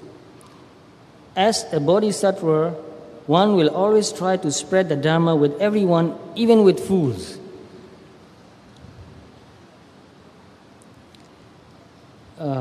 In the Pali text, I read a story about a man who went to the Buddha. And he was walking, so he was carrying a walking stick. And when he found the Buddha sitting under a tree, he was standing there and he was holding the stick. He said, "Well, Buddha, how do you teach your disciples? Tell me." So Buddha was very kind. So he told that person in brief how he taught his disciples. But he did not really go deeply into the answer, because Buddha knew that this man is not ready to receive. So when you know that a man is not ready to receive, if you force to give something, that person will get angry and upset and even harm you. So sometimes you have to be very patient, even though you are compassionate, even though you know that if that person learns the Dhamma, he will be happier. But if that person is not ready, you cannot force him to listen to the Dhamma or practice the Dhamma. So when a person is not ready, don't force him. Don't go and give a long Dhamma talk. It's not useful. And in the Pali text also, Buddha said, when you teach Dhamma to a person who is evil, that evil person will harm you even. Dear Bhante, I'm working for McDonald's. Great. I work honestly, professionally. I always try to practice the Dhamma, try to be mindful and to control my greed and negative qualities. But I work for McDonald's, a company, a structure that promotes greed and consumerism.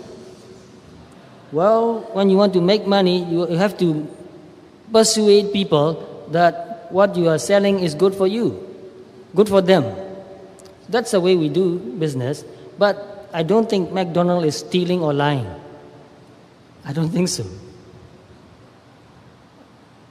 A company, a structure that promotes greed and consumerism. How should I cope with this? What can I do to control this social greed?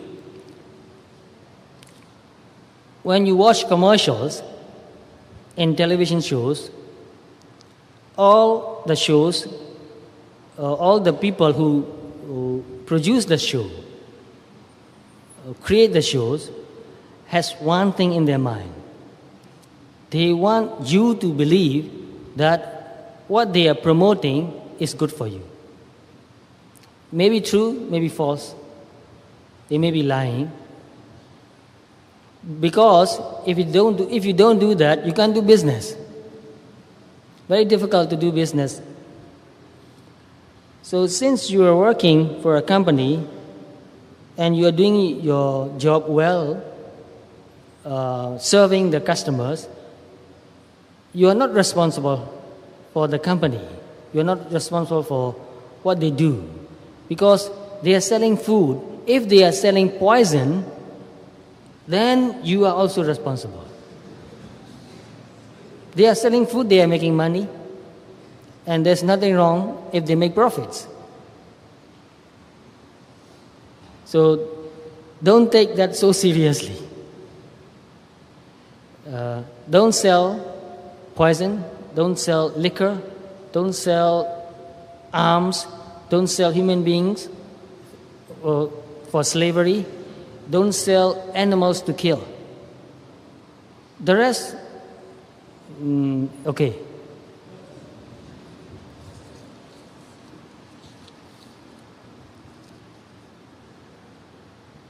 Venerable, you come from a predominantly Buddhist country. Why has suffering in your country got worse over the years in spite of Buddhism being the key religion? I cannot answer this question truthfully. So you know what my answer is?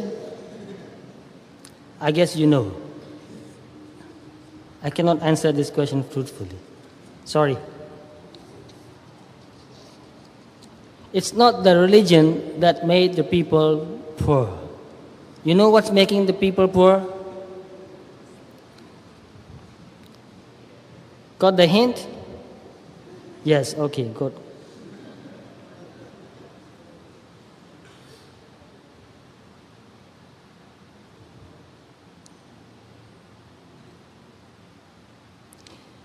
Oh.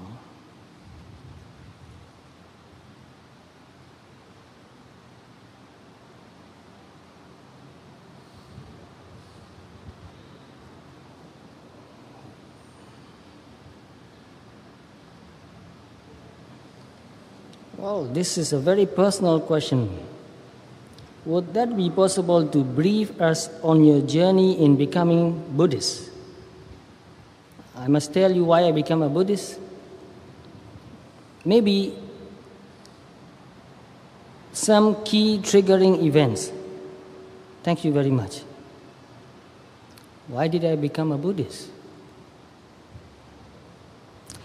Actually, I did not try to become a Buddhist. I'm very interested in learning and finding out what's really true. True about anything. It doesn't matter what it is about. So when I was younger, I read a lot of science books. And whenever I find out something true about anything, about a plant or about an animal, or about the planets or about a star, I feel very happy and I like that very much.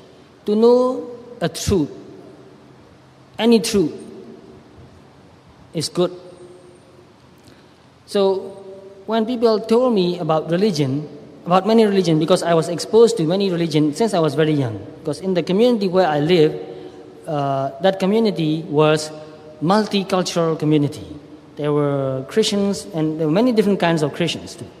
There were Hindus, Sikhs, Muslims, and Buddhists, and many other religion people too, with different religions. So I was exposed to many different religious ideas. And one religion say this, another religion say another thing. So I said, who is right? I want to know who is right. I want to know the truth. So I started reading more and more religious books, books on Dhamma, books on religions. And the more I read, the more I got very confused. Then I said, well, I'll leave religion for a while and started reading philosophy because I thought that in philosophy I can find truth. So I read many philosophy books and the same thing happened to me. Materialistic philosophy and spiritualistic philosophy, there are many different kinds of philosophy. And Marxism. So I thought, well, I can't decide what is true. Then as I grew up, I learned to practice whatever I can.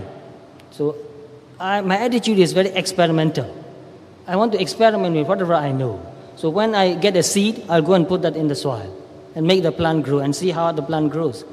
So I have many chickens. I want to see how the chicken come out of the egg. So I wait every day and watch. Then one day I saw the chicken came out of the egg. It was so amazing. So I want to experiment with everything that I can. So when I read Dhamma books, I experimented with meditation. So I did not become a Buddhist and later meditate. I meditate first and later I became a Buddhist, so to speak. So after meditating for about 8 years and had some understanding about the nature of my body and mind, and also after experiencing some calmness and peacefulness and clarity in my mind, I decided that I will practice this all my life. And if you want to say that that is what to become a Buddhist, that is the time when I become a Buddhist. And you said maybe some key triggering events. Nothing really special triggers me to become a Buddhist. It was just curiosity. Like me, many people have the same kind of experiences in their life. You have a mother, you have a father, you can't agree with your parents, you have problems. And many other good things or bad things happen in your life. It's nothing special. My life story is nothing special. So no triggering events really, just curiosity and practice brought me to a point where I decided that I will practice what the Buddha taught. And also later, I got even more seriously interested in practicing. So I decided that I will become a monk and practice meditation more seriously. So it's the desire to experiment and to find out the truth, and also it's a desire to experience higher mental states that motivates me to practice Dhamma and to become a monk.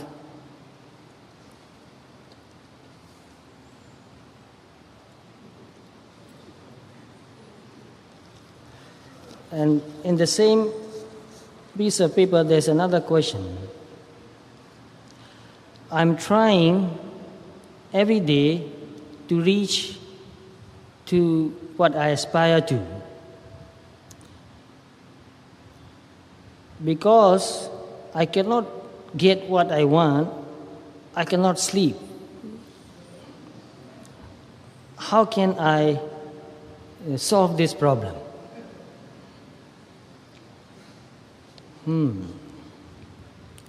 To accomplish something, we need some time. We need skill also. Sometimes, because we don't have enough skill, we have to work very slowly. For example, to read a book, we need to spend a lot of time. For me, for example, I want to read Pali books in Pali language. So I had to spend many, many years to learn how to read. So whatever you want to do, you need to have enough time and you need to have enough skill to do that. So as you keep doing, you'll develop your skill. And when you develop your skill, what you want to do will become easier and easier. and you can accomplish that. So, for example, Buddha aspired to become a Buddha. You know how long it took? You can just guess. Nobody can tell. It took eons, worlds and worlds to become a Buddha. But because Buddha determined to become a Buddha, he had to go through all the developing processes for so long. So if you really want something so badly, you must work hard and you must also be patient. Keep working until you attain what you aspire to attain. There is no shortcut. But in the meantime, try to get a good sleep. Because if you cannot sleep, then you cannot work. So if you want to sleep, you can meditate, and your meditation can help you to go to sleep too. I know many people who cannot sleep well, but after they learn to meditate, they found out that they can lie down in the bed and relax and meditate and fall asleep. And I do that every day. Because if I don't meditate before I go to sleep, I may fall asleep, and after a couple of hours, I wake up again and can't go to sleep again. So, if I cannot sleep well, I cannot work the next day. Therefore, before I fall asleep, I meditate. Lying down in the bed, not sitting. Lying down in the bed, I relax my body and I wash my mind. If I'm thinking of anything, I wash that thought and I said, calm down, you can think tomorrow. Meditate. So, I've been doing that for a long time. So, the moment I pay attention to my thoughts, it stops. But you have to practice for a long time to be able to do that. So, when my mind stops thinking, the mind became very calm, quiet, peaceful, and clear. And I pay attention to that mental state. Calm, quiet, and clear. Relax. And at that time, I tell myself, I'm going to sleep, and I will sleep soundly, and I will get up in the morning, and I set a time when I want to get up. And I've been doing this for many, many years. Therefore, I get up at the right time. Sometimes, just in case I won't get up, I set the alarm. But mostly, I wake up before the alarm goes on. So, you can meditate and learn to go to sleep well. You can do that. Do we have more time? 9:30 now? 5 minutes more. Maybe I can finish one more question.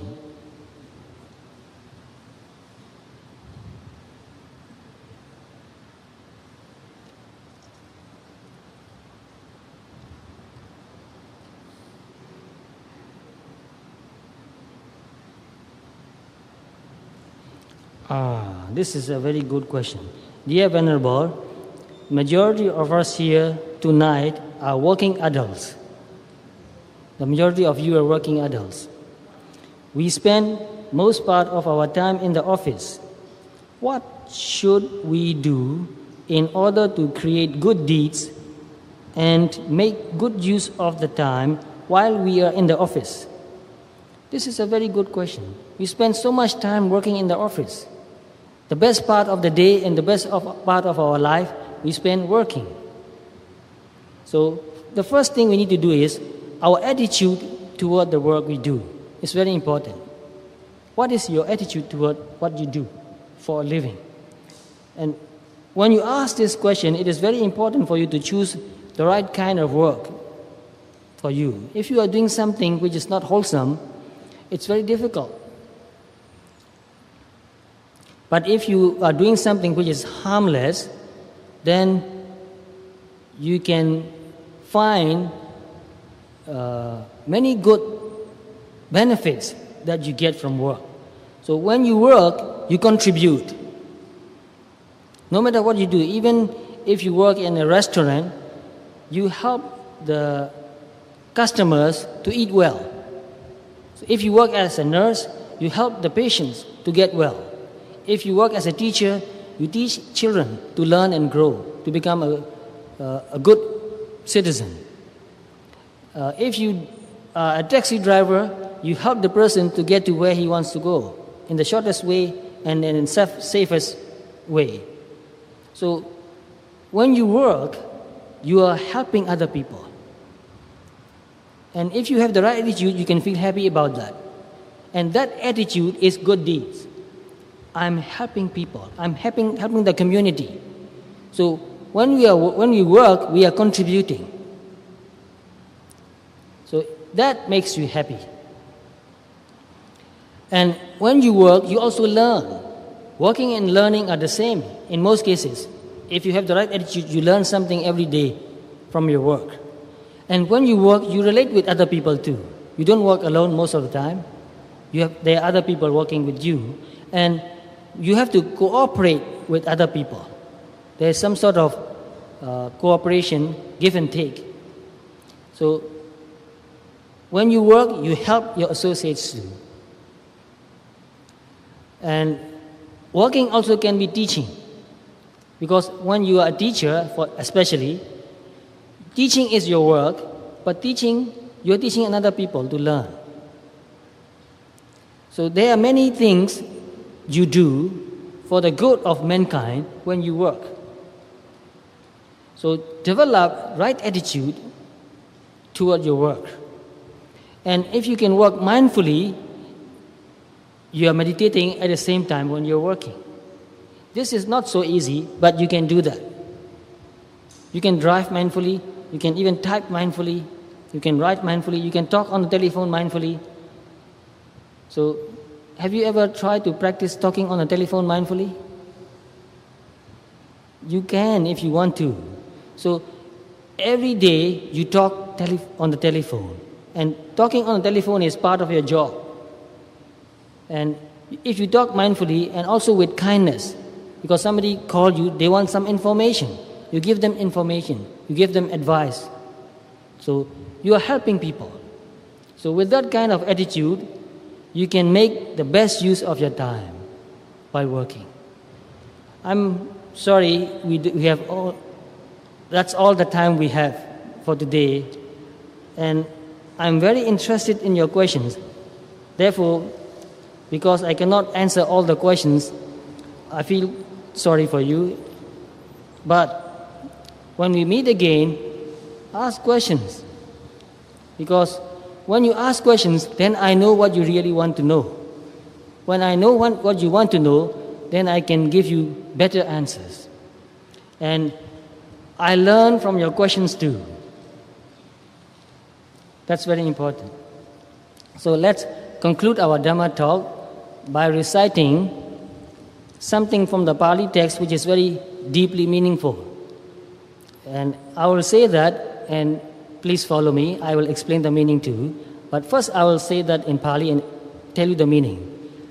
Imaya dhammanu dhammapatipatiya buddhaṃ pujemi. By practicing according to the Dhamma, we honor the Buddha.